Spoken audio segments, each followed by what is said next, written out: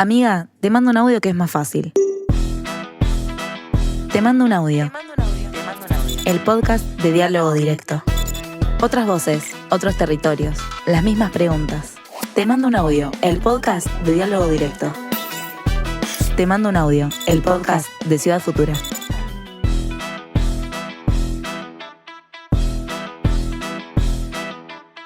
No nos equivocamos si afirmamos que en América Latina la estrategia punitiva desplegada en el intento de combatir el narcotráfico nos deja con más dudas que certezas. Movimientos sociales, organizaciones y referentes en la materia afirman que los efectos provocados por la guerra contra las drogas se traducen casi únicamente en el incremento de la violencia urbana y en la multiplicación de las economías ilegales. Así y todo, distintos sectores políticos insisten sobre la necesidad de continuar implementando políticas focalizadas únicamente en la faz represiva y de control. ¿Qué significa establecer una guerra contra las drogas o el narcotráfico? ¿Qué intereses motivan este tipo de estrategias punitivistas? Sin embargo, esta no es la única mirada que existe ante el avance del narcotráfico y las economías delictivas. A principios del siglo XXI, vemos también la emergencia de proyectos alternativos a la guerra contra las drogas. ¿Cuáles son los elementos que tendría que tener un nuevo paradigma para luchar contra el crimen organizado y, a la vez, comprender y defender a los usuarios de drogas como sujetos de derecho? El enfoque que ha prevalecido, que prevalece, sigue prevaleciendo, es un enfoque que yo lo llamaría de pensamiento mágico. Milton Romani, licenciado en Psicología, docente de la Universidad de la República, Uruguay, secretario general de la Junta Nacional de Drogas bajo las presidencias de Tabaré Vázquez y de José Mujica. Pensar frente a un problema que, eliminando todas las sustancias, en la distopía de un mundo libre de drogas, apelando a la abstención de hombres, mujeres, que no consuman más drogas, eliminando todas las producciones, vamos a llegar a eso que en la Asamblea General Extraordinaria de Naciones Unidas se brindó por eso, por un mundo libre de drogas. Vuelvo a repetir, una distopía. El modelo de la guerra contra las drogas es un paradigma que ha demostrado en toda la región su fracaso, tanto para reducir los niveles de tráfico y de consumo, y que ha dejado un saldo dramático en términos de violaciones de los derechos humanos. Sebastián Ortega, periodista, actualmente investigador y narrador de Fugas, el podcast de Anfibia. Fue redactor de Cosecha Roja e Infojust Noticias. Publicó, entre otros, en Le Monde Diplomatique, Página 12 y revista THC. Pensar el enfoque desde un contexto belicista con la intervención de Fuerzas Armadas propone la idea de que existe un enemigo que hay que exterminar e impone la utilización del Código Penal y la intervención de fuerzas de seguridad y militares como la única respuesta a este problema. Cuando hablamos de la guerra contra el narcotráfico, estamos hablando de una serie de acuerdos escritos y no escritos que condujeron en el año 2007 a la estrategia del presidente Felipe Calderón Hinojosa de desplegar al ejército para hacer tareas de disuasión y combate frontal a los cárteles locales en diferentes estados del país. Paulo Gutiérrez, sociólogo de la Universidad de Guadalajara, director académico del programa Tú y la Ciudad, Gobierno de Guadalajara, México, en coordinación con Ciudades Más Seguras de ONU, Hábitat. Al menos en el caso de México, el paradigma punitivista está muy arraigado por la condición de vecindad que tenemos con Estados Unidos. Pues justamente la visión de la ley con mano dura, ya sea para frenar el mercado de drogas o el tráfico de personas, ha sido parte de lo que Bolívar Echeverría denominó americanización de la cultura. Es decir, esa americanización de la cultura está arraigada incluso en nuestra comprensión de la ley y de la gestión de los problemas de seguridad y de violencias. Incluso, la estrategia empleada por el gobierno mexicano es conocida en el ámbito de seguridad como Kingpin Strategy, que supone descabezar o encarcelar a quien encabeza los liderazgos criminales. Entendámonos, la guerra contra las drogas, promovida por Nixon, fue una herramienta más de la presencia geopolítica de los Estados Unidos en suelo latinoamericano. El combate militar promovido por el Comando Sur, un absurdo total. Cualquier militar honesto puede decir que un frente de batalla donde los campesinos y productores y aquellos que están en las cadenas débiles del narcotráfico e incluso las organizaciones criminales no es un asunto de tema militar. Y el hecho de incorporar a los militares lo único que ha hecho es extender la corrupción e incrementar la violencia del Estado y de toda la sociedad. Pero el objetivo fue para Estados Unidos tener bases y equipos militares que en algún momento de los años 90 uno podría darse cuenta que estaban diseminadas en todo el territorio latinoamericano con interés estratégico que muchas veces no tenían nada que ver con el narcotráfico. Cuando en Colombia en los años 70 se dio el fenómeno de la marihuana, de la marimba, y que lo narra la película Pájaros de Verano, ahí está la relación de los gringos viniendo de fiesta al Caribe colombiano, en donde se producía la mejor marihuana, la Punto Rojo, la Magdalena Gold, y que hoy la siembran, la cosechan, la producen en Estados Unidos, en California, y ellos son los que tienen hoy el mercado. Jorge Blandón, artista, director general de la Corporación Cultural Nuestra Gente, Medellín, Colombia.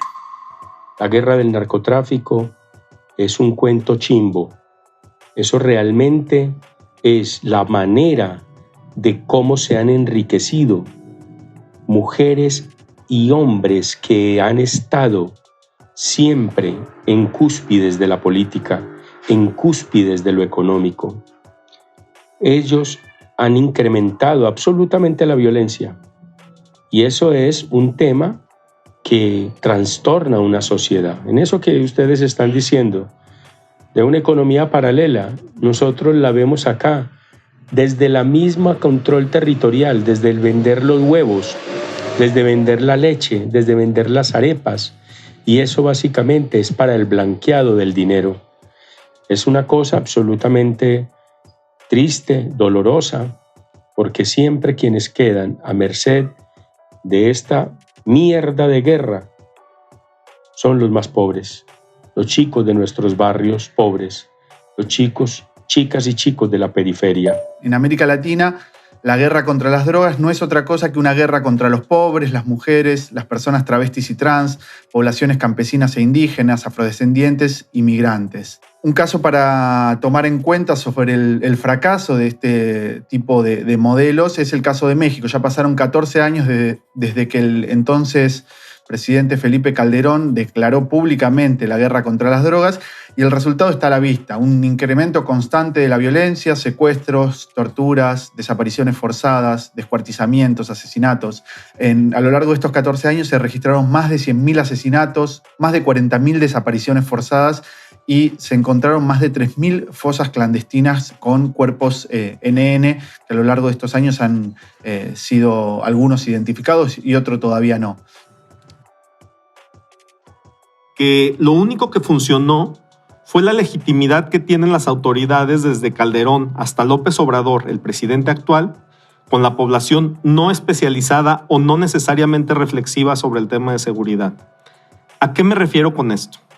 A que existe, desafortunadamente, una cultura muy arraigada en la población o en ciertos y amplios grupos de la población que sospecha de los derechos humanos y que prefiere, por sobre cualquier otra medida, la represión y la mano dura. Que el único factor que yo identifico para que este tipo de estrategias permanezcan es un factor cultural. Es decir, los tomadores de decisiones políticas y la propia ciudadanía no creen en la evidencia.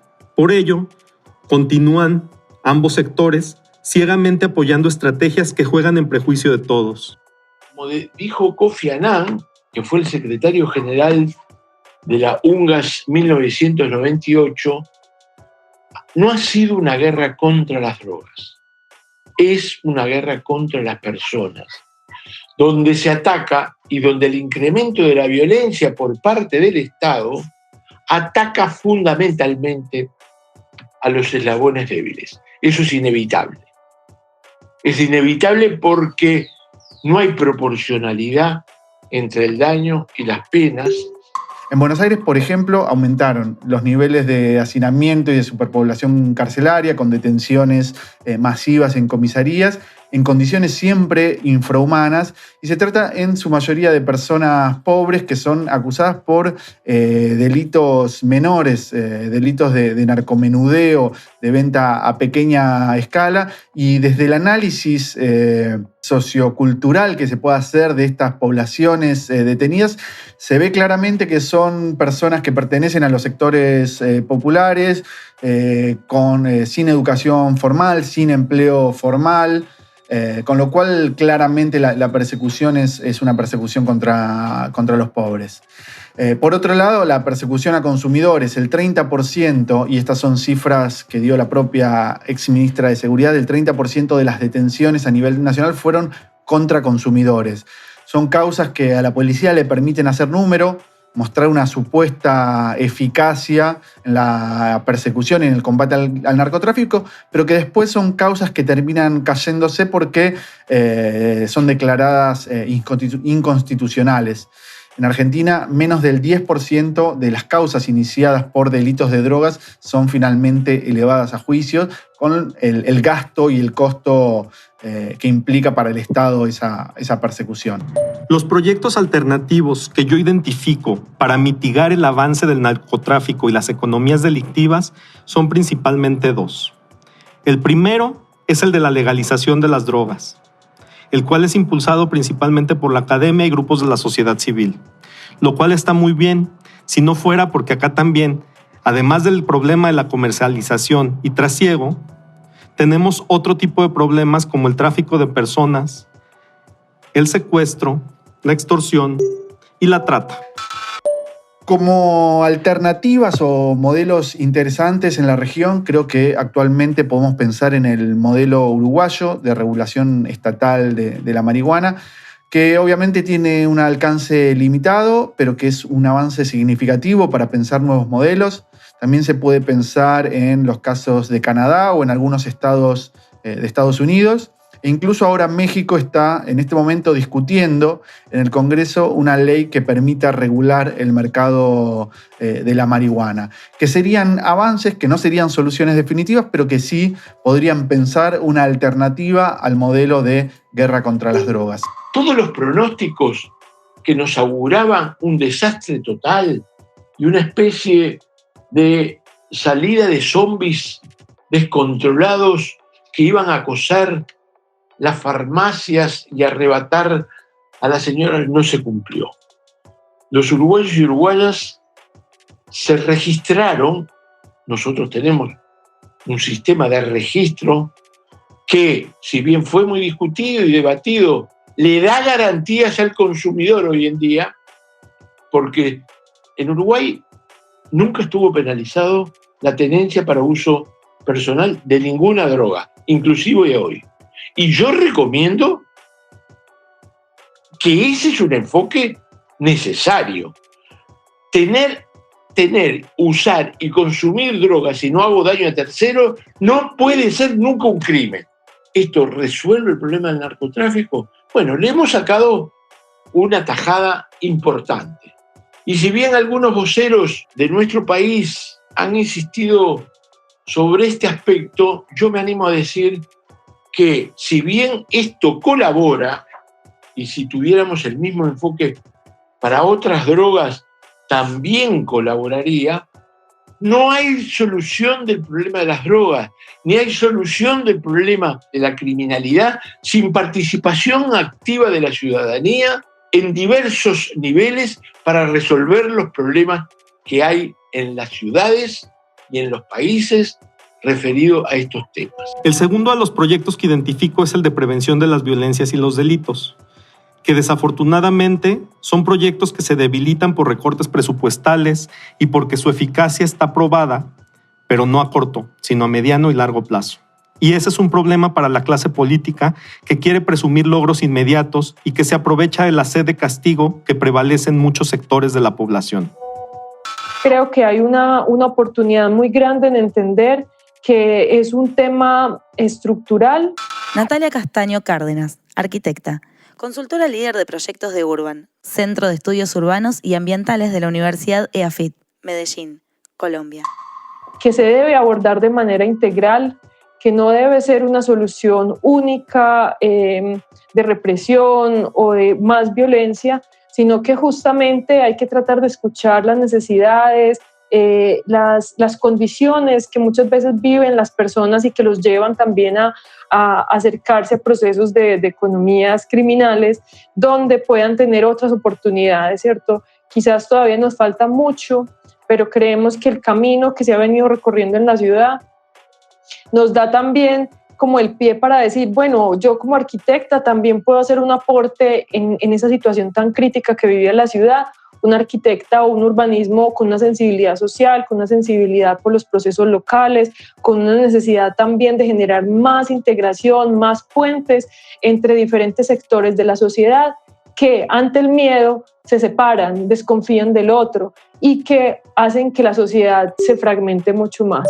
Cualquier política que se piense en este sentido tiene que ser pensada desde un enfoque de derechos humanos y no desde un modelo, desde un planteo punitivista. Tienen que ser modelos que no persigan y criminalicen a los usuarios, en primer lugar, que limiten la arbitrariedad y la violencia policial, que puedan pensar alternativas a la prisión para personas dedicadas a la venta minorista que no participan en delitos violentos y que piense sobre todo proporcionalidad en las penas. Hoy hay países como Colombia, por ejemplo, que tienen penas de hasta 30 años por algunos delitos vinculados al tráfico, al transporte de drogas y que superan otro tipo de delitos violentos como los homicidios, por ejemplo.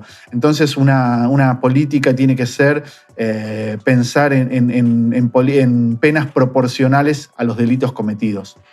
En América Latina, por supuesto que hay políticas, estrategias o acciones a las cuales se les ha apostado y algunas no dieron los resultados esperados, pero otras son señas esperanzadoras de que estamos en el camino adecuado.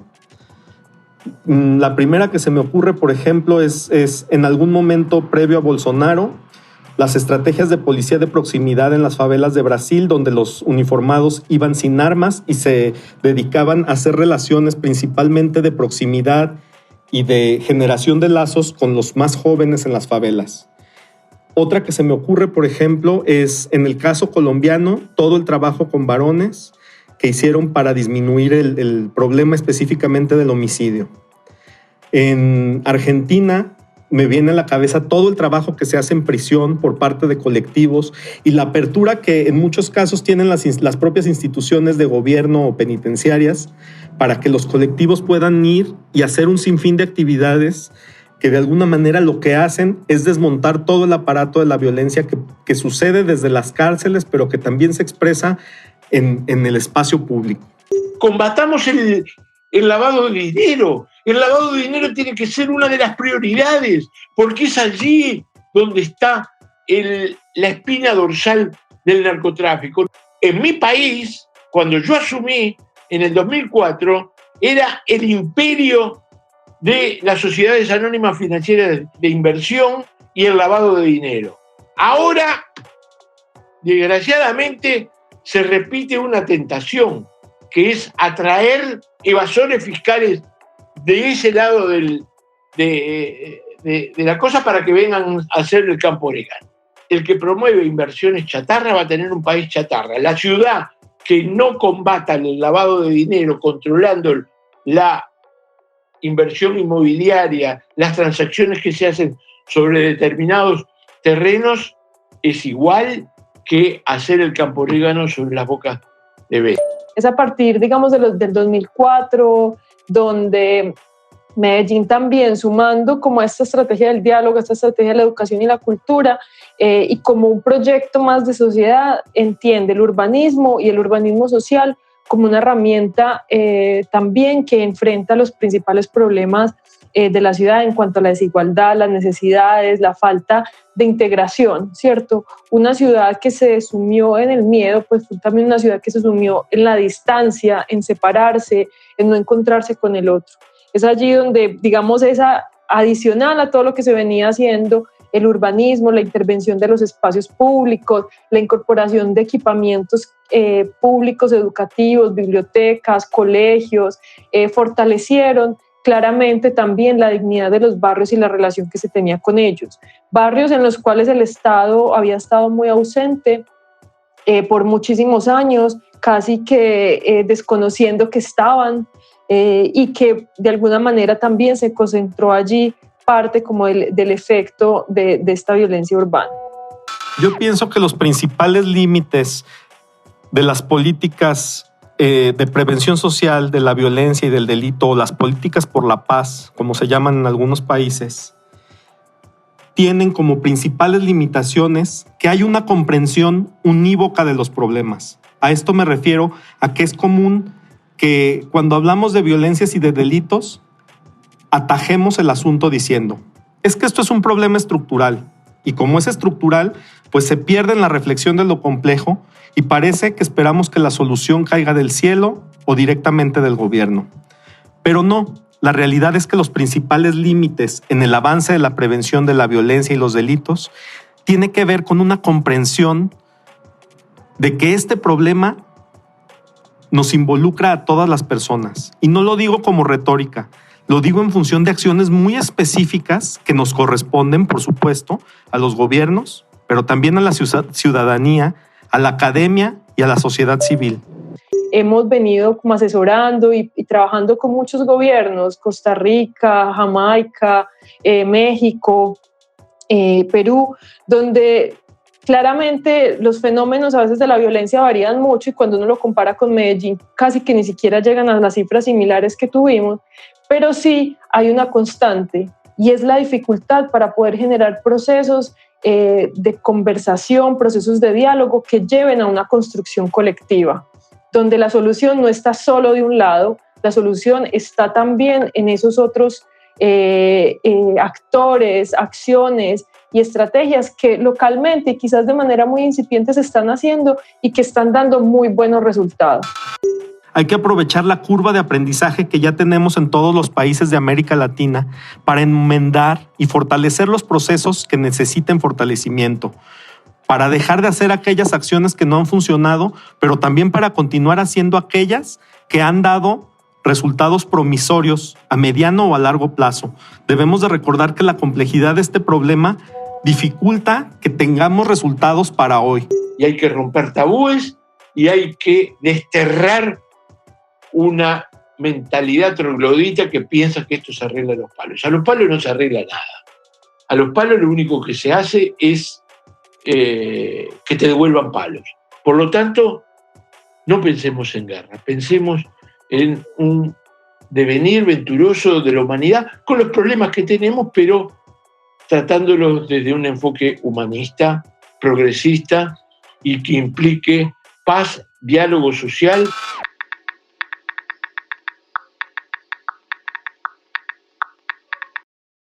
Amiga, te mando un audio que es más fácil.